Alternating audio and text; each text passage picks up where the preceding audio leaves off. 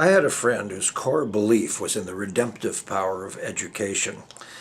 She was herself like a lot of people with alphabet soup after their name, clever, fast on the uptake, filled to the brim with information, and often devoid of practical wisdom.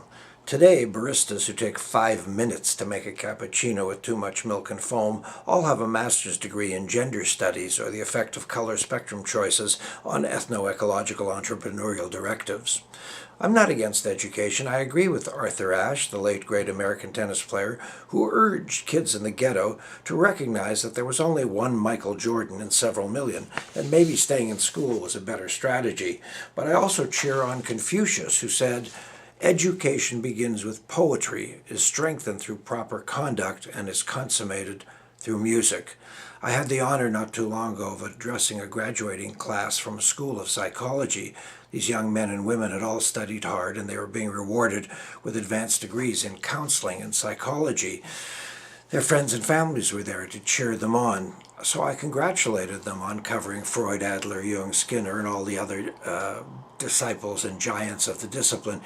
But then I suggested that perhaps they should soak themselves in the baths of Shakespeare and Tennessee Williams, de Kooning and Clay, Mozart, Gershwin, and Bob Dylan. Read poetry, dance, try the saxophone.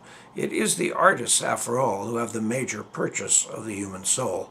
Does someone truly understand the heart better than Verdi or Billy Wilder?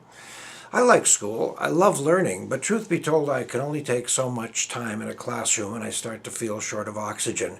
Even educators have figured this out. Kids by the thousands are being encouraged to take something called a gap year between high school and college to travel, work, and volunteer near or afar.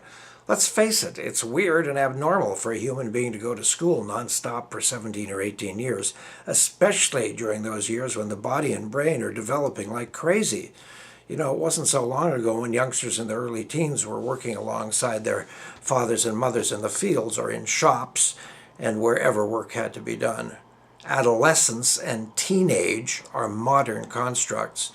I was happy to leave university after second year and teach school in northern Manitoba. I was downright overjoyed to sail to Europe the next year and have an entirely new world open up to me.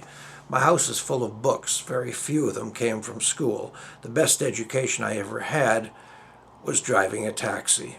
Pickle. Life is on the street. Get out. Live a little.